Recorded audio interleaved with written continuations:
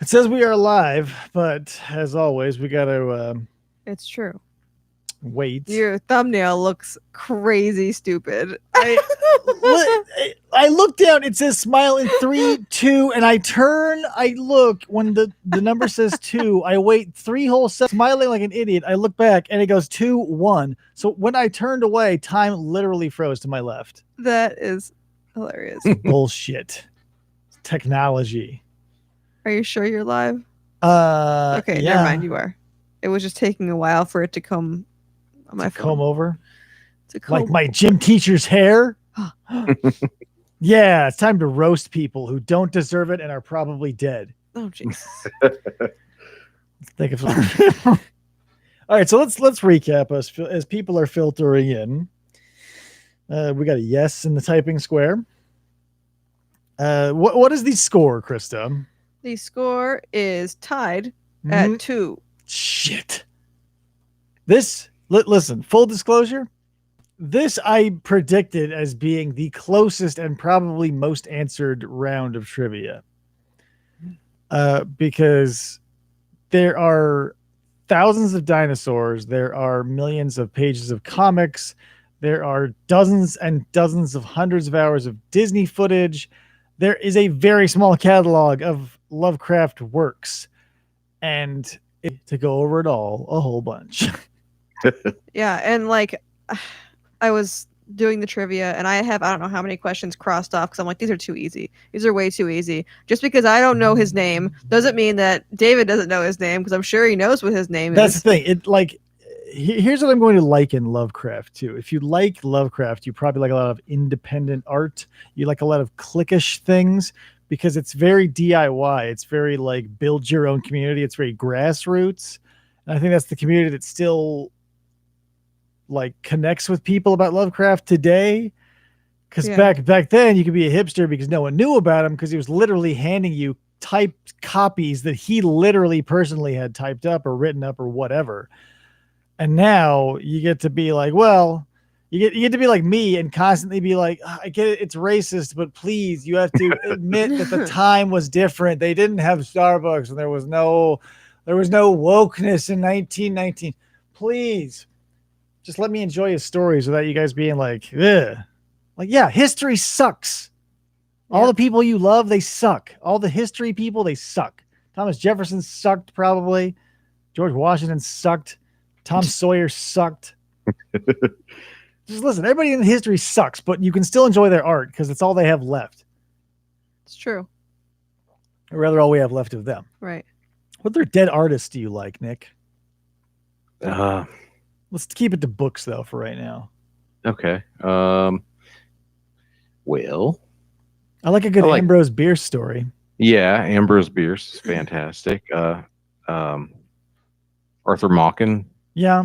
I don't know why, because it seems like some stories are written so similarly, but some stand the test of time and some don't. Like I have so many horror anthologies that are like, basically like, when the Monsters of Rock were releasing compilation albums, like this is the Monsters of Horror. It's like Nathaniel Hawthorne and Bierce and yada, yada, yada, yada.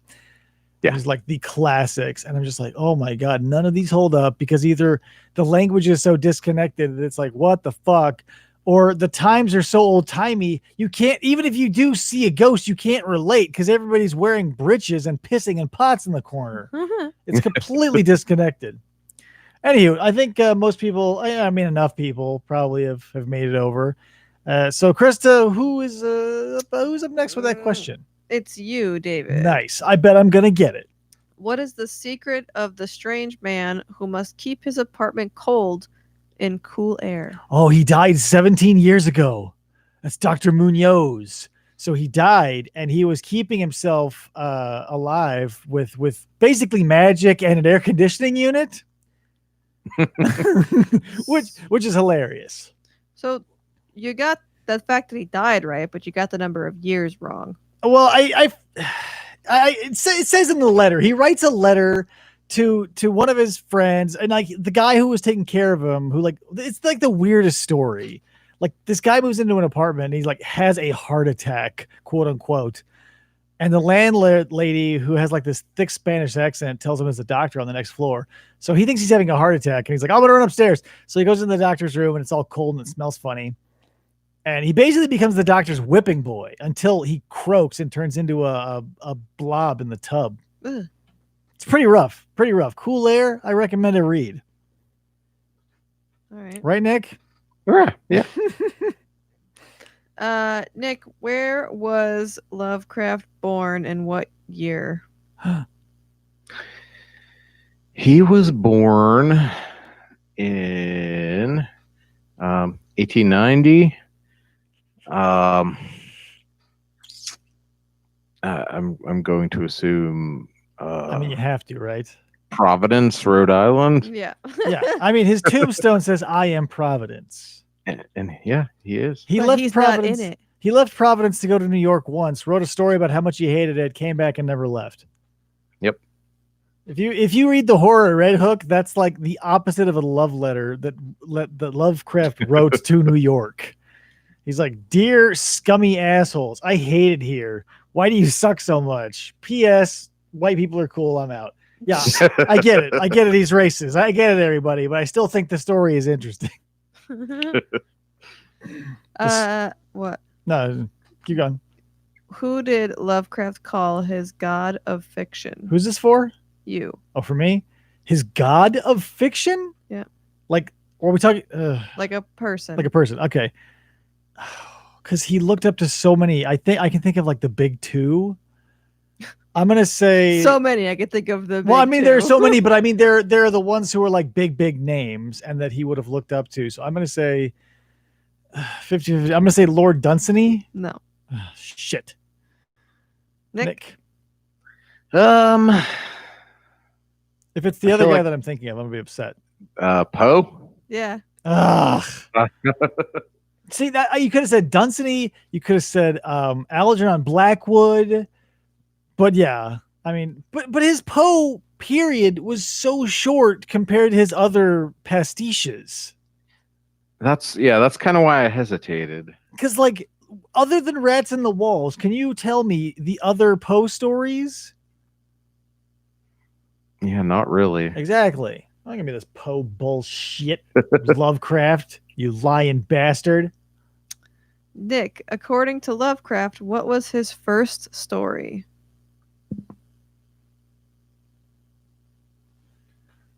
Hello? Yeah, okay. Great. We're back to having I missed the question. I'm sorry. Okay. problems. According to Lovecraft, what was his first story? Hmm. This camera is crazy out of focus. So I'm dealing with that. First story. That's the thing. He was such a prodigious writer. Need something, Nick? The tomb? No. No. Yeah, I don't know. I don't know either. Like it's not it, but the Beast in the Cave, just to get moving on. No, it's Dagon. Okay. What? Wait, that was the first story he ever wrote? According to Lovecraft, what was his first story? That's the first story in the Cthulhu mythos, maybe, but the Beast in the Cave came before it. Maybe he doesn't consider that a story. Yeah, I guess he okay. disregarded all the other stuff. Yeah, I was trying to think of Yeah. the weird treasure hunt in the basement and all that other. God damn it. That's when you have an annoying creator like that who's like, I don't consider that canon. It's my own work. That's Such a diva. Lovecraft was a dick like that, where he would like rule his own shit out as non-canon, but open the world up to literally everybody. Mm-hmm. He's like, hey man, enjoy the mythos. I'm gonna go die, but I'm gonna decanonize a bunch of my own shit so you can get fucked over on that's trivia. kind of what J.D. Salinger did. I mean, in his will, like he dictated, like when certain stories could come out. Well, he was like, it's out. He released it and he let it out into the public for years, like 30 years. And then just to be like, man, I didn't like that one. Like he didn't like The Shadow over Innsmouth. I know he didn't like Reanimator because he was basically a hired gun. Anywho, Anywho, who's next? David. Let's do it. What story did Lovecraft co-write with Houdini. Oh, well, it had like 3 names. It was called Imprisoned Under the Pyramids. It was called Under the Pyramids with the Pharaohs. It was called Imprisoned with the Pharaohs. It was called Entombed with the Pharaohs. Which one do you want? I mean, Imprisoned with the Pharaohs. Yeah. And the fun fact, here's a sniglet. Harry Houdini was a little pissed that Lovecraft made him faint in the story a couple times. But they're best friends. Yeah, he was like, well, like I can't faint, and he had to explain it to him. Lovecraft was like, well, here's the thing, it's not a magic trick. Like this is a giant fucking monster, and also you just saw a bunch of mummies with animal heads walk around, so it's not a normal day, Houdini. Let's be real.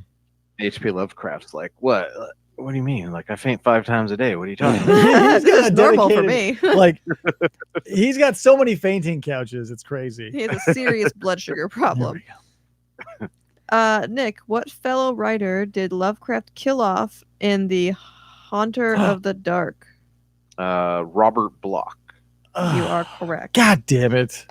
This is a tight I love game, that man. fucking story. But Nick, Yes. what was, here's for a bonus point, what was his character's allegory name in the story? Robert Blake. Yeah. Robert Bloch to Robert Blake. How creative. It was like it was like literally the last thing that he released. It was the last story he wrote. So he's probably getting a little tired with all had that like stomach cancer. So he's probably like, Bloch, Blake, gotta get this fucking thing done. Still an incredible story. Oh my god. Maybe, Or he meant to put Bloch, just keep his full name in there, but he was but he sick accidentally like smudged the O every time. Yeah. He's like, whoops, whoops, whoops, whoops, whoops, whoops. That's just editing. All right, who's up? You are. Okay, let's hit me with it. What young collaborator of Lovecraft finished some of his work after his death and is commonly recognized? Do I have to keep reading? No, August Derleth. And depending on how you want to look at him, he's either like a Lovecraft saint figure or he's like an underhanded asshole. Yeah. Whatever side of history you're on, there's a definite answer. This isn't a Nanotyrannus bullshit answer. Like he did some shady shit after Lovecraft died. Let's be real. I mean, Nick. Yeah. He Nick created. knows. This is one of the questions. Arkham House. But yeah, the publishing house. Yep. Still alive to this day. Huh. Nick, which state is Arkham located? Oh, Massachusetts. Yeah. That was just Massachusetts. What? Oh, is this? If this is one of your questions, then just let Nick answer it. But do you know the story that Arkham was first mentioned?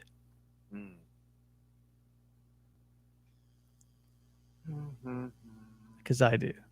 The picture in the house. Yes, that was the right. first. It wasn't even Arkham City. It was Arkham County. It was taking a bicycle tour and ended up at that old cannibal's house.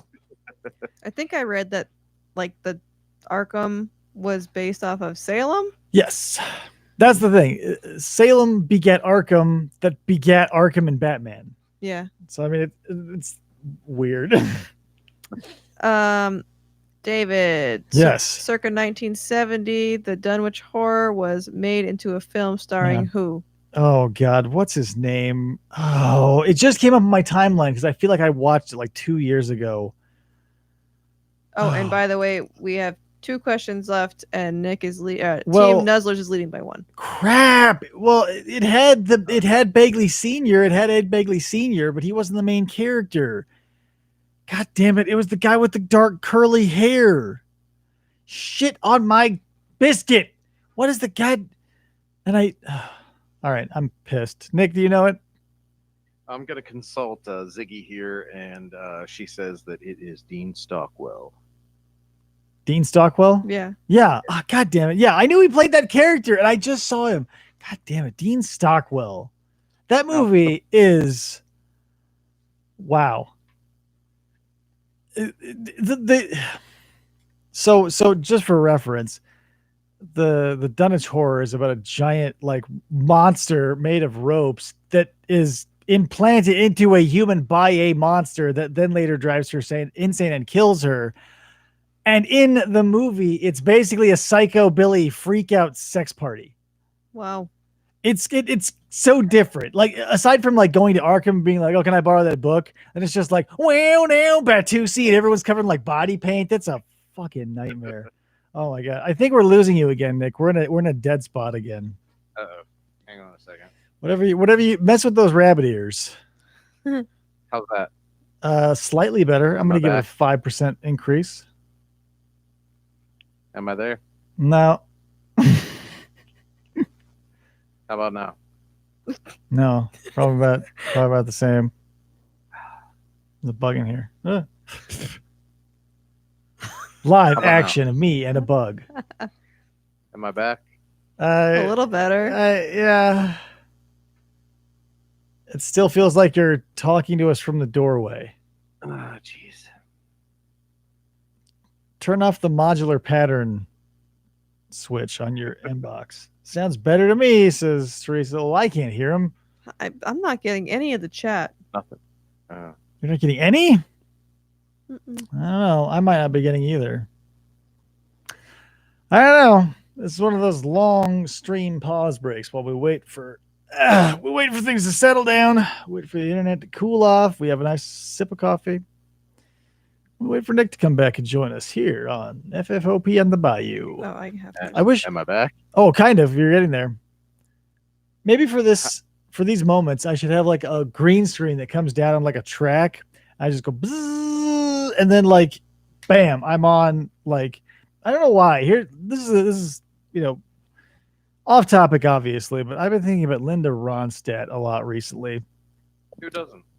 More specifically, her song Blue Bayou. More specifically, the time she sang Blue Bayou on The Muppet Show. And which makes me think of the Rescuers with all their, sort of swampy lightning bug sort of stuff. And what I would love is a green screen to go, bzzz, and then bam, like there's a little sort of, those little bayou houseboats that are on like sticks and stuff. And there's like crickets and frogs and fireflies and shit. Crocodiles. Yeah, maybe not. Well, maybe like a little crocodile, like right here, just sort of swimming. Like there's the swamp, and like this will be the house. Somebody who's got technical skills, look me up. And then I would just like sit. Maybe I'll get like instead of a coffee mug, I'll get like a jug with 3 X's on it. So it'll go. Zzz, and it's like now it's Bayou relaxing time while we wait for Nick. Am I here? No, kind of, yes, but They said everybody in the chat says it sounds fine. I can't hear him, and I think I am more important than the people in the chat. Do you? Yeah, I am. Not I do. How about now? It's the same. Whatever you're doing, you might as well be like rolling up pieces of paper and throwing them into one of those little Nerf hoops. It's not really doing much, is what I'm getting at. Now? See, Cherish Now it's agrees with me. worse. She says she could barely hear him too. I don't know, guys. That's the thing about. One more question. Here's the thing about what's the score? What's the score? Well, you can't win, so it's God and damn it's it. Nick's turn. Can't we make let's make the last one, if it's a barn burner, like 5. And since let's go I to guess Nick. doesn't Nick, say matter. nothing if you agree. I Yeah. agree. Oh, damn it. So Team Nuzzlers has 7. Team Gilman has 5. God damn it. Those are the highest scores we've ever had in this studio for a game of trivia. That's and- Well, here's also the rules. Just like in the Olympics, if you can't finish the competition, you lose by forfeit. So something might happen. Like if Nick falls off completely, that's a W in our corner. Yeah. But he's just barely hanging on. You can hear him. He just wants to claw his way. He wants to gouge this victory out of my still beating heart. You fool, Ward is dead. Oh man, oh man, God damn it! Why can't you? I want to hear you so we can talk about these stories. I wish you could hear me. Me too. I mean, obviously we can I kind mean, of it's barely. so quiet, but it's like we're talking through a door. Like we both got sent to our room and we're like twins and we're talking with twin language to the door. Because not a lot of people understand Lovecraft. Yeah. What else can I bullshit by wasting time saying? I will say this. Nick and I both have alternate trajectories when it comes to Lovecraft, because I landed on Lovecraft first and found Brian Lumley, and Nick, I think if I remember correctly, you found Lumley first, which led you to Lovecraft. Yes. And I will liken that to I got to read the book before I saw the movie, which means I got the genuine article before I saw someone's take on it, which I think is the right way to do it. No, that's the wrong way to do it. You have to see the shittier thing first, because otherwise the shittier thing, which is always the second thing, will be ruined by the first thing you saw. And I always fuck that up. Because when I went to go see Relic, I thought, I'm a genius. I'll read the book first. That's always the wrong thing. Watch the easier, like Path of Least Resistance. Watch the movie first, because it's not going to be as good. So when you read the book and you're like, oh, I see what they were getting at in the movie, you're like, oh, I get it, instead of insanely pissed off that they had to carve out literally the coolest character of Relic, who went on to be in another 19 books. That's just a personal beef from yours truly. But if you do the thing that's good or better than the other, or worse, I should say, what would make you want to read the better one? Because it's better. How do you know it's better? Because it is. There's no Nick, I wish you were here to chime in.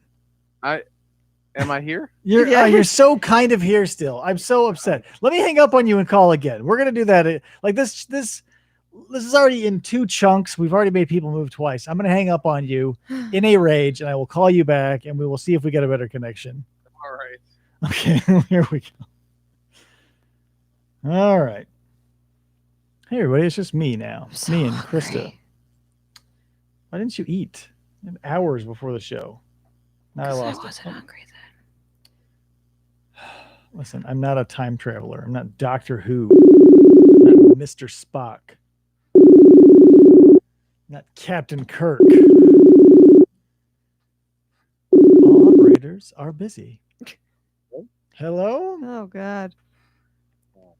Yeah, that's even worse than before. Now you're just a That's muffled good. mess.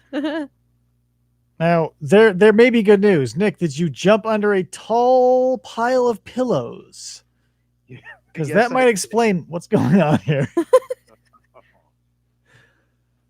Oh, man, this is a real bummer. But yeah, that's live shows. There's always technical difficulties. Yeah. Every live broadcast, I don't care if it's the news, I don't care if it's sports, there's always someone or something that's determined to make sure it's not like when I put out the podcast, obviously I edit it with an inch of its life because I think I talk too much and I deserve to be cut out. But I wanted to sound super professional because you know that I had the time to do it. It's like, it's crazy, the wacky studio, and there's technical difficulties. Yeah, Nick wins, obviously.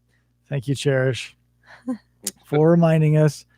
But that's the thing I think that's compelling about live. I don't know if this is going to be rewatchable later, because if you're not having to sit through this bullshit in the moment, I can see like rewatching it and being there watching the recorded live stream, being like, and they kept this in? What the fuck? Like, he wasn't like, you can't even hear the guest, and he kept going. That's what we do here at FFOP Radio. Do you want to know what the last question is? Because I'm sure. Yeah, I think we can hear Nick at least enough that he can answer and get 3 points ahead of me instead of 2. I'm sure he's gonna know the answer. What did Lovecraft want to be when he grew up? Oh. This is an interesting one. I'm going to have to say that I really don't know. That's the thing, because he changed the story a bunch, but initially he wanted to be an astronomer. You are correct, sir. Thank you. So I only lost by 1. He had a pocket telescope, and he also that's the craziest thing. Before the internet, and before you could literally put forth 0 effort in spreading the word that you have inside your head out to other people, at like 8 years old, he got a mimeograph machine and started putting together newsletters about science, and he would circulate them himself. Like, imagine being a YouTuber, and if they were like, hey, you can have a, whatever, YouTube career, all you got to do is you got to buy this old tiny machine, you got to print a whole bunch of paper out, you got to walk with your actual legs and hand shit out to people, and even then, people won't give a shit. Like, he was making it happen before there was even will to make it happen, or even a market for it.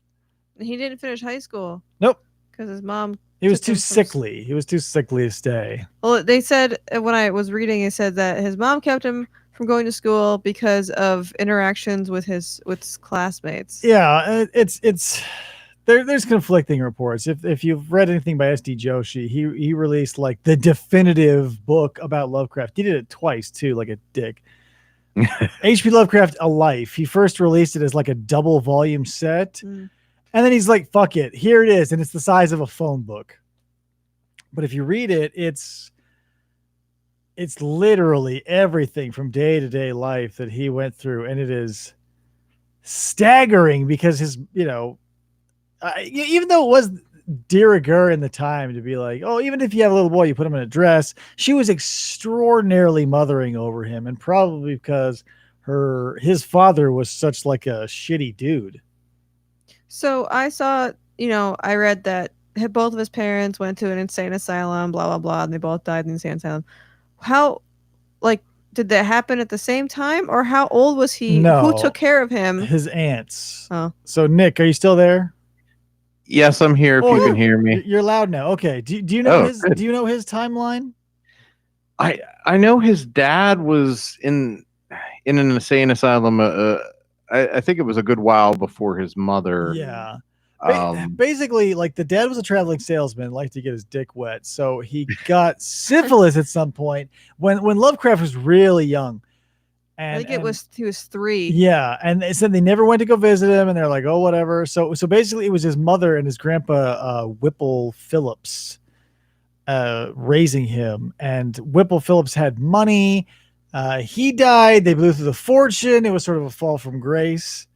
But that's the thing. He had basically all the white privileges that the 18th century had to offer, and they all came tumbling down. And I can't imagine, because like he didn't, from all of the accounts, he didn't go see his mom a lot in the insane asylum. But when he did go see her, she was like nuttier than a fruitcake. And he just sort of transferred that codependent relationship from his mom to his 2 overly mothering aunts. Oh. And then further on to his wife, who was like 15 years older than him. Yeah, Sonia Green was up there. She was like 47 woman. or 48. I also read that he didn't like having sex. He didn't like sex, and he didn't. It's until like they were married. It's the thing that everybody wants to know about, but we know the least about. The most glowing review of Lovecraft's bang sessions is like a quote from Sonia Green, where she describes him as a perfectly adequate lover or an adequately excellent lover. It's something. It's like damning and it's fine praise. Yeah, we're like, hey baby, like you don't want to roll off someone and be like, hey, how was that sesh? And like, it was adequately excellent, or yeah, okay. Yeah, she said something like that, and it like I guess he did a whole bunch of like research essentially on sex before they got married because he wanted to like have the best night. Bookworm. Like imagine having an overbearing parent is one thing, but like before you had the internet to sneak away to, or like kids who circulated like bootleg porn or their dad's Playboys out in the playground. Like this is before all of that stuff was readily available to you, and you were in a repressed society. It was fucking 1890s. So I can't like. You say, oh, well, he was such a racist and all this stuff. Like, look at living in the 1890s and tell me that you would come out as this, like, 2020 woke-ass bullshit millennial asshole. There's no way. You would grow up a racist, angry piece of shit like literally everybody else, because half of your friends would die at the age of 8 in a factory accident. And the rest of you, you'd be able to carry, your friends down the aisle in their coffin one by one, because you're all going to die before the age of 40. So yeah, let's cut him some slack, right, Nick? What's your favorite Lovecraft story? Uh-oh. You might be underwater now.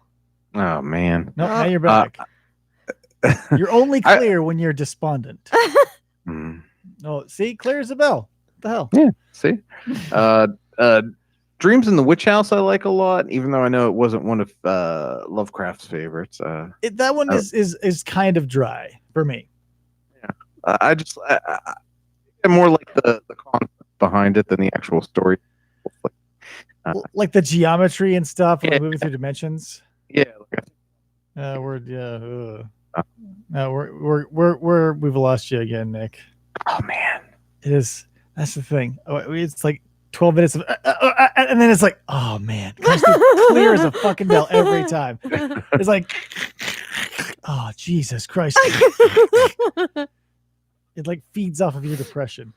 Oh man. Okay, well, we're gonna have to do some tinkering behind the scenes, but I think even with all of our problems and the fact that it was split in half, I would like to call this one a success. I think so. And if Nick could say something, if he were here tonight, I'm sure he would agree. If you were with us. I had a great time. No, Yeah. I'm glad. So Nick, before we go, do you want to like do an honorary staff recommendation? Is there something out there that you, aside from the mountain goats, which I'm going to check out, is there anything out there you want to tell anybody about? Wait, am I going? Because I lost you now. Okay, we're here, but if you can squeak out a staff recommendation, I'll take it. Okay, well, since we're talking about Lovecraft, I guess I recommend if anybody's interested in Lovecraft and somehow hasn't heard of, I would say Thomas Legatti is probably one of the best modern. If you're looking for the same kind of mood and atmosphere as a Lovecraft. There's a lot of people in that clique. Yeah, a lot of them aren't very good though. Yeah, I don't get me wrong. If you Lovecraft is so sliced. Here's the Lovecraft is black ink, and anything you put him in is going to bleed very quickly. And when you're trying to like do a nod to Lovecraft, it's a very fine line between like acting super obnoxious about it because of all the incestual overlapping that are already in his stories, that you don't want to also like, strip your robe off and jump into that writhing mound of slimy shit. So it's a light touch, I think, with Lovecraft. If you give it like if you give Cthulhu a passing reference, mention Dagon, whatever. I give it a nod. Don't be like, oh, I knew a deep one. His name was Chuck, and his eyes were crazy. You wouldn't believe it. Like, don't normalize the bizarre, because here's the thing. When you're woke, an Innsmouth denizen is just, a guy with a disorder, but Lovecraft's time, he's a fucking hideous. But if you saw him walking down the street today, you'd have to be like, oh, well, that is a man with a medical condition and a very interesting set of religious beliefs that we have to accommodate, and yada, yada, whatever. No, he's a fucking weird fish monster. But we're woke. So give me that author's name one more time. Thomas Legatti, and I'm not saying he doesn't use any of Lovecraft's like mythos or anything like that. It's just more the general like the mood, the atmosphere, the kind of feeling of universal unease. I get that he that captures. Agree or disagree. Unfilmable. You cannot film a sense of creeping dread that a story about the futility of existence can give you that a Netflix show can ever touch. Agree or disagree? Agree. Nice. That's what I was hoping for. That's the problem, man. I think the closest he's ever come to transcending the written medium onto film is Dagon, which isn't even based on Dagon. It's based on The Shadow over Innsmouth, and it doesn't like it. And it takes place in Spain. Yeah, in Spain. And that's the thing. Like, The Shadow over Innsmouth is probably the most I was seeing, like, Frankenstein with the ammonia cooler. Taking a ride through town, everybody's like, don't go there, it's weird. He goes there, they're weird, and gets away, and then twist, something else weird happens. Like, that's the perfect boom, boom, boom for a movie. Yeah. And whatever. And only because of Robert E. Howard. He's like, man, maybe you should add like an action scene. And do you have one of these people in your life, Nick, if you're still there?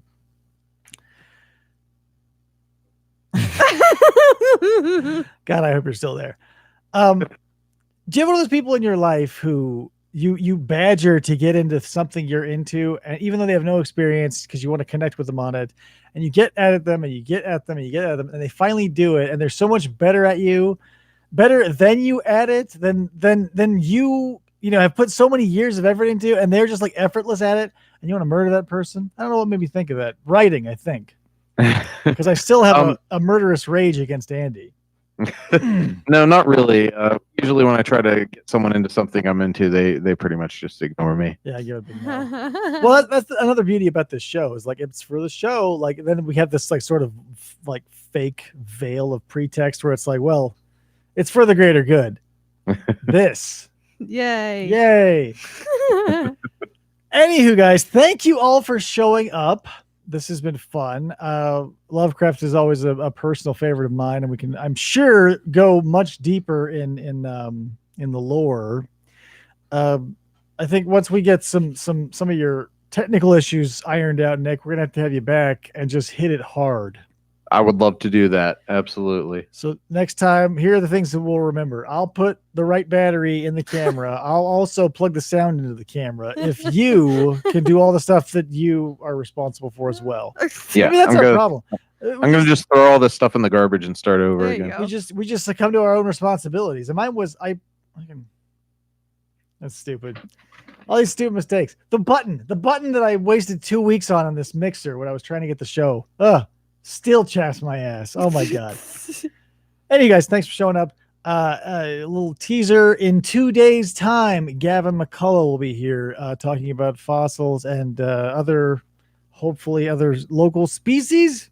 So excited. I'm a little nervous because the Arizona Museum of Natural History posted a link to my YouTube channel, and I don't know, man. Like I'm fine with all the people who listen to the show now hearing my innermost thoughts, but now that it's like might be circulated to a larger audience, I'm like, Uh-oh. because this will be the perfect opportunity. I know I've spent the last 10 years asking for people to send me hate mail. This may be my day. So we're gonna have to see. So come Friday, I'm gonna give it till Monday, and if my inbox hasn't exploded, we're doing okay. Either that or we all got ignored. Either way, I'm fine. Yeah. As long as you don't get any hate mail, you're good. I would like some hate mail. Don't get me wrong. I still would like hate mail. I feel like here's the thing.